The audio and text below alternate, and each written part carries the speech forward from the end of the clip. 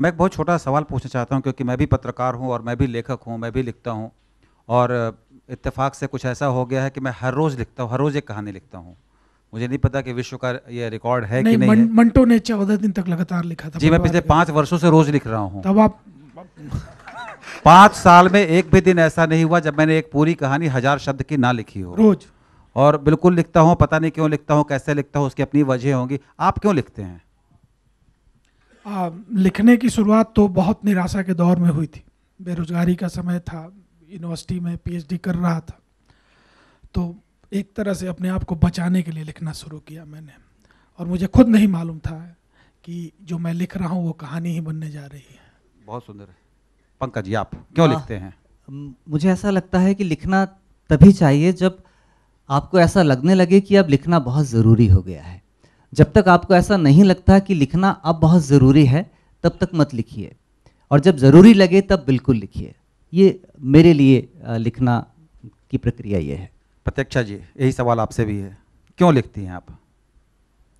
लिखना मेरे लिए एक बहुत ही अपने अंतरंग संसार को कन्फ्रंट करने की प्रक्रिया है। तो मुझे लगता है कि जब मैं लिखती हूँ, मैं एक ही जीवन में बहुत सारे जीवन जी सकती हूँ। ये एक माध्यम है, एक जीवन है। लिखकर और पढ़कर आप 100 जीवन और जी लेते हैं। मैं जैसे एक एक्टर है, वो कुछ भी एक्टिंग करता है, कोई भी कैरेक्टर बन जाता है, वैसे ही लिखते समय मैं कुछ भी बन सकती हूँ। मैंने बहुत सी कहानियाँ। नहीं, तो आप लिखने को तो आप डायरी के पन्नों पर भी लिख सकती हैं। आप क्यों चाहती हैं कि आपका लिखा हुआ लोगों तक पहुंचे? वो शायद मेरे लिए ये चीज़ बहुत ज़रूरी नहीं कि लोगों तक पहुँचे। मैं बहुत ही एक तरीके से ब्लास्फेमस बात कह रही हूँ यहाँ पर, कि राइटर को हमेशा लगता है कि जब मैं लिखूँ तो ये और लोगों तक पहुँचे। मुझे लगता है जब मैं लिखूँ तो ये मेरे तक पहुँचे, कि मैं अब बिल्कुल एक नंगी पारदर्शिता के साथ अपनी सारी जो वल्नरेबिलिटीज़ हैं, मेरे अंदर जो खुशी है, जो अमीरी है, जो मेरे तकलीफ़ हैं, मैं सबको अगर बहुत ईमानदार तरीके से एड्रेस कर सकूं, मेरे लिए सबसे ज़रूरी वो है।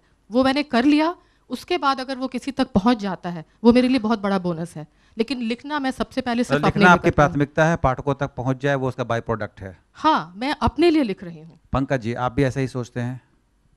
नहीं, मैं ज़रा सा इसमें असहमत होता हूँ, क्योंकि मुझे ऐसा लगता है कि लिखना मेरा काम है, लेकिन जब तक वो पढ़ा नहीं जाएगा तब तक वो काम पूरा नहीं होता। पाठक तक पहुँचे, पाठक पढ़े, वहाँ जाकर एक लेखक की पूरी यात्रा पूरी होती है। तो जब मैं कोई भी कहानी लिखता हूँ, जब भी उपन्यास लिखता हूँ, तो पहले से ये नहीं सोचता हूँ कि हाँ ये पाठक पढ़े और इसको अप्रिशिएट करे, इसको पसंद करे, लेकिन कम से कम ये होता है कि वो दोनों प्रक्रियाएं हैं कि लिखा भी जाएगा और पढ़ा भी जाएगा। अगर केवल लिखा जाएगा और पढ़ा नहीं जाएगा तो मुझे लगता है एक पक्ष फिर खामोश हो जाएगा। तो दोनों चीज़ें ज़रूरी हैं।